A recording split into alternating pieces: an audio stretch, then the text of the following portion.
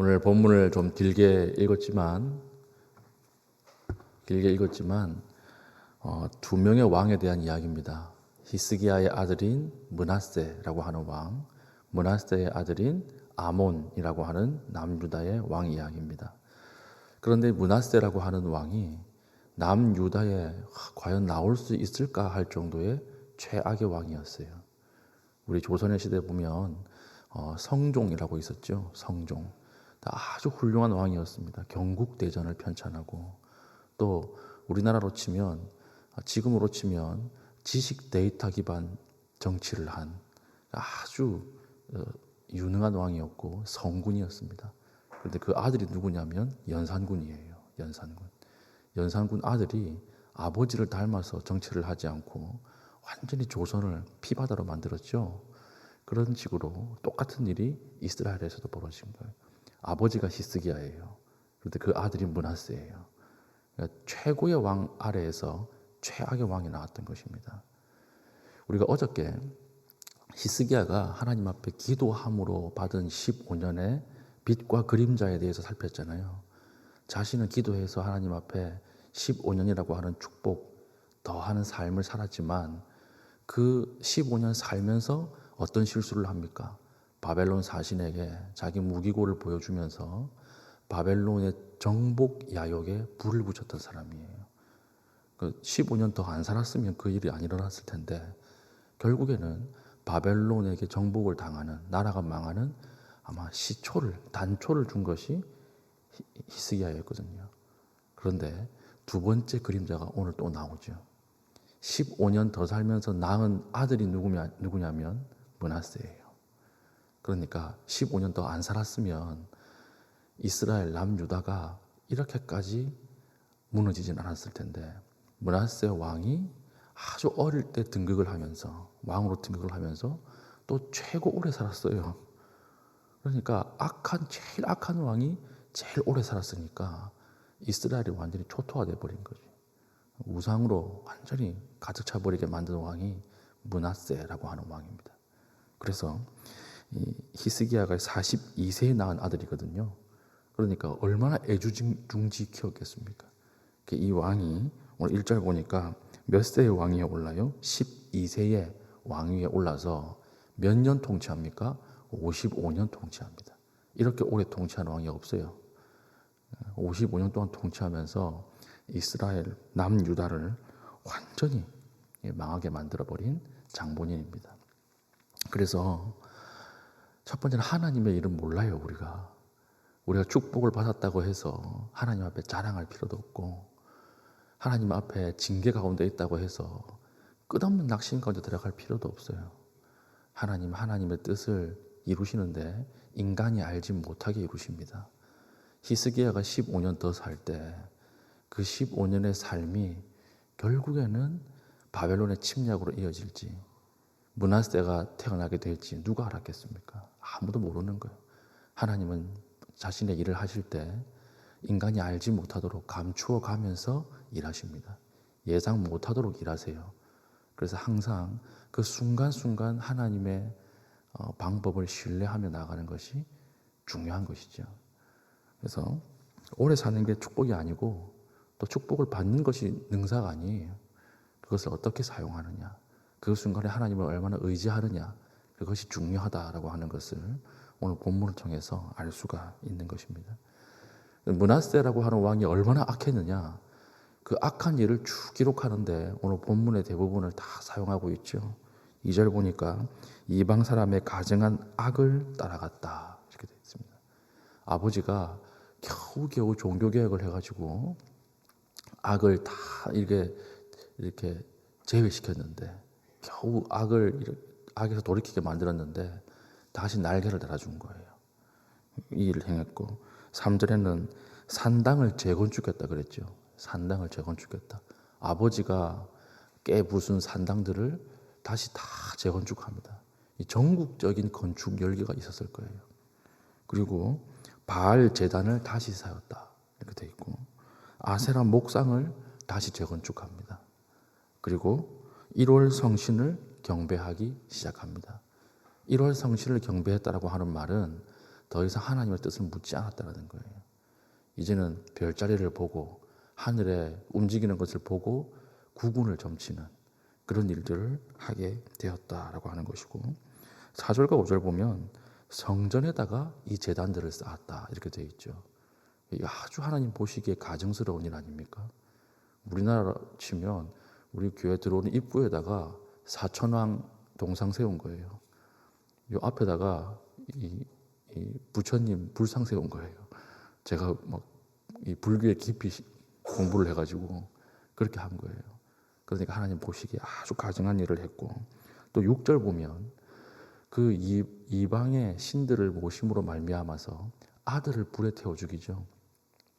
아들을 자기 나라에 대한 어떤 자기 욕망을 이루기 위해서 가장 소중한 것, 자기 아들을 불에 태워 죽이는 그 이방 종교가 있었거든요.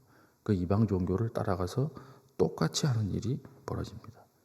그리고 무당들을 정사에 아주 깊이 관여시킵니다. 단순히 재미로 이렇게 정사를 물어보는 것이 아니라 아주 중요한 자리에 무당들을 내정했다는 거예요. 그러니까 무당이라고 하는 사람들은 누굽니까? 귀신과 접해 있는 사람 아닙니까? 귀신과 접해 있는 사람이 국가에 대한 정책을 낼 때 어떤 정책을 낼까요? 귀신이 좋아하는 정책을 내겠죠. 하나님의 뜻과는 상관없는. 그러니까 어떻게 나라가 온전하겠습니까? 그리고 또 보니까 이사야 시대에 피 흘리는 사람이 많았다 이렇게 되어 있죠. 자기에게 충원을 하는 모든 신하들 그리고 선지자들 다 죽이는 거예요. 싹 다 죽이는 거예요. 그래서 이때 누가 죽었는 줄 아세요? 성경에 나와 있지 않고 다른 유다 문헌에 나와 있는 이야기지만 이때 이사야가 톱으로 켜서 죽습니다. 예, 이 므낫세 왕이 이사야가 계속 바른 말 했을 거 아니에요. 그러니까 톱 가져와 이래가지고 켜서 죽인 사람이 므낫세예요. 그 얼마나 악한 사람이 55년 동안 나라를 말아먹었으니까 이 나라가 어떻게 하나님 앞에 심판을 받지 않을 수가 있겠습니까? 그래서 하나님의 심판이 시작되죠. 13절에 보니까 내가 사마리아를 잰 줄과 아합의 집을 다림 보던 추를 예루살렘에 베풀고 이랬습니다. 이 말은 이제 법대로 하겠다는 거예요. 이제 하나님의 인애와 긍휼을 거두겠다. 이제 하나님이 정확하게 저울에 잰 것처럼 추를 달아서 내린 것처럼 정확하게 죄를 측량해서 그대로 보복하겠다. 그래서 또 사람이 그릇을 씻어 엎은같이 예루살렘을 씻어 버릴지니라. 우리 씻어서 엎어놓잖아요. 그렇게 예루살렘을 뒤집어서 엎어버리겠다. 씻어버리겠다. 이렇게 말씀을 하는 것입니다. 그리고 나서 죽을 때 어디에 죽어요? 우사의 동산에 장사됐다. 이렇게 얘기하는데 우사의 동산이 어딘지 몰라요. 이 왕들이 묻혀있는 무덤들이 다 차서 므낫세가 다른 곳에 다시 왕들의 묘지를 만든 건지 아직 모릅니다. 제가 어저께 밤까지 찾아봤는데 몰라요 어딘지. 그런데 우사의 동산에 묻혔다 이렇게 사적에 되어 있고, 그 아들도 똑같았어요. 그 아들이 아몬 왕이죠. 오늘 본문 보니까 아몬 왕도 하나님 보시기에 아버지의 길을 따라 행하다가 망했다. 이게 열왕기하의 평가인데요. 그런데 다행스럽게 이 아들 아몬 왕은 2년밖에 못했어요. 왜냐면 암살당하거든요. 아버지가 완전히 말아먹고 아들도 똑같이 가니까 신복들에 의해서 암살당해서 2년 만에 죽습니다. 그리고 나서 태어나는 아이가 요아스예요. 요아스. 우리가 참 이걸 보면 참 하나님의 일을 모르는 거죠. 가장 성군 아래에서 가장 악한 왕이 나왔고 또 악이 가장 심각해졌을 때 우리 이제 다음 시간에 할 텐데 또 마지막 불꽃을 태우는 좋은 왕이 나와요. 요시야 왕이 나오거든요. 그러니까 하나님의 일은 모른다라고 하는 것이고, 오늘 본문에 참 우리에게 은혜를 주는 것이 무엇이냐면 10절이에요. 10절에 보면 지금 상황이 어떤 상황입니까? 므낫세가 통치하면서 나라가 완전히 뒤집어져 있던 때예요. 근데 하나님께서 이 남유다를 돌이키기 위해서 어떤 일들을 하십니까? 10절에 여호와께서 그의 종 모든 선지자들을 통하여 말씀하여 이르시되 이랬죠. 하나님 그냥 버려두지 않고 자신의 모든 선지자들을 다 투입시키는 거예요. 야, 이건 무너지면 안 된다.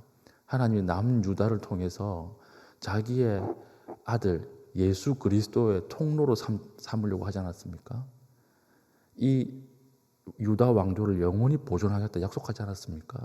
하나님이 그 약속을 지키시기 위해서 자신의 모든 선지자를 여기에 다 투입시키는 거예요. 이때 이사야도 같이 죽은 거예요.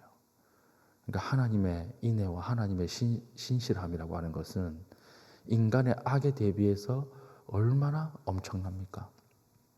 우리가 여기 기대어야 되는 거죠. 세상은 아무리 악하다 할지라도, 세상의 사람들이 아무리 악하게 간다고 할지라도 세상에 소망을 두면 실망할 수밖에 없지만 하나님의 인자와 하나님의 인애에 소망을 두면 우리 다시 소망을 품을 수 있다라고 하는 것입니다. 그래서 사람에게 마음을 두지 마세요. 세상의 어떤 정책에 마음을 두지 마십시오. 어떤 한 정권의 마음을 깊이 두지 마십시오. 거긴 다 한계가 있고 그건 다 악한 거예요. 오직 온전한 것은 누구밖에 없습니까? 하나님밖에 없다라고 하는 거예요. 지금 당장 때려서 하나님이 무너뜨려도 전혀 뭐라 할 사람이 없는데 하나님은 자기의 모든 선지자들을 여기에 다 투입시켜서 다시 돌아오도록 이끄시고 계신다라고 하는 것입니다. 그 마음이 어디에 또 나오냐면 우리가 아까 읽었던 12절에 또 나와요. 12절에 또 사람이 그릇을 씻어 엎음같이 예루살렘을 씻어 버릴지라 이랬죠. 깨버릴지라 이렇게 말 안 했어요. 내가 깰 것이다 이렇게 말 안 했습니다. 어떻게 말하고 계세요? 씻어 버릴 것이다. 씻어 버릴 것이다. 여기서 하나님의 어떤 사랑이 느껴지십니까? 내가 씻어서 깨끗하게 할 것이다. 설거지해서 씻으면 또 쓰겠다는 말이잖아요. 다시 사용하겠다는 말이잖아요. 예수 그리스도를 하나님이 계획하고 준비하고 계시는 거예요. 너무나 악한 세상 가운데서도 하나님 포기하지 않고 내 아들을 보내서 이들을 깨끗하게 한 이후에 그리고 다시 내가 하나님의 백성으로 사용할 것이다. 이렇게 해서 우리가 구원받은 것입니다. 우리가 우리의 행위로 나갔으면 절대 구원 못 받죠. 우리는 므낫세와 같고 우리는 아몬과 같아요. 그러나 하나님께서 우리를 씻어서 깨끗하게 하기로 작정하신 거예요. 그래서 그 죄를 예수 그리스도에게 뒤집어 씌워서 우리를 살리신 거 아닙니까? 세상이 악할 때 세상을 보지 마십시오. 그럼 낭망이에요. 세상이 악할수록 하나님을 바라보십시오. 하나님은 여전히 신실하시고 하나님은 여전히 구원을 준비하고 계십니다. 오늘날 교회가 세상 가운데서 질타를 받고 한국의 교회가 무너졌다 이렇게 말하는 사람이 있지 않습니까? 저는 그렇게 생각하지 않아요. 한국의 교회가 무너진 것처럼 보일수록 하나님의 구원의 계획과 구원의 역사는 훨씬 더 클 것입니다. 지금 보면 어린 목사님들, 이제 막 담임 목사가 된 사람들이 어떻게든 하나님의 뜻에 맞게 목회를 하려고 온갖 발버둥을 다 치고 있어요. 이걸 보면서 그들이 써내는 논문들, 그들이 써내는 목회적 방법들을 보면서 악한 세상 가운데서도 하나님 구원을 준비하고 계시는구나. 그 작은 교회들이 그 속에서 끊임없이 복음 전도에 대해 이야기하고 복음에 대해서 고민할 때 하나님께서 이렇게 악한 세상 가운데서도 하나님의 구원받을 백성들을 모으고 계시는구나. 이러면 기도가 되는 거예요. 소망을 품을 수 있는 거예요. 오늘 우리가 하나님 앞에 가장 악했던 어떻게 유다에서 북이스라엘에서 나온 왕이었으면 이해를 할 텐데 남쪽 유다에서 이런 왕이 나왔을까? 그리고 가장 성군인 아버지 아래에서 므낫세 같은 사람이 나왔을까? 그거 보면 소망 없어요. 그거 보면 다 우린 나자빠져야 돼요. 그러나 하나님께서 그 가운데서 일하시는 것을 바라보면 여전히 우리는 소망을 품을 수 있고 기대할 수 있고 우리가 하나님 앞에 엎드릴 수 있는 것입니다. 오늘 혹시나 우리가 하나님 앞에 낙심하고 낭망하고 마음이 무너져 있는 것이 있습니까? 상황이 너무 악하고 돌이킬 수 없고 너무 오래되어서 하나님 앞에 기도조차 할 수 없는 분들이 있습니까? 오늘 악한 상황 속에서도 일하시는 하나님을 바라보십시오. 그리고 은혜의 동산에 머무시는 그런 믿음의 신실한 주의 종 될 수 있기를 축복합니다. 아멘. 기도하겠습니다. 하나님, 세상의 악함을 보지 않게 하시고 므낫세와 같은 나의 죄와 우리의 상황을 보지 않게 하시고 하나님 베푸시는 은혜를 묵상하며 나아갈 수 있는 귀한 하루 되게 하여 주시옵소서. 기도하신 이후에 개인적인 기도의 제목을 가지고 기도하시고 자유롭게 돌아가시겠습니다.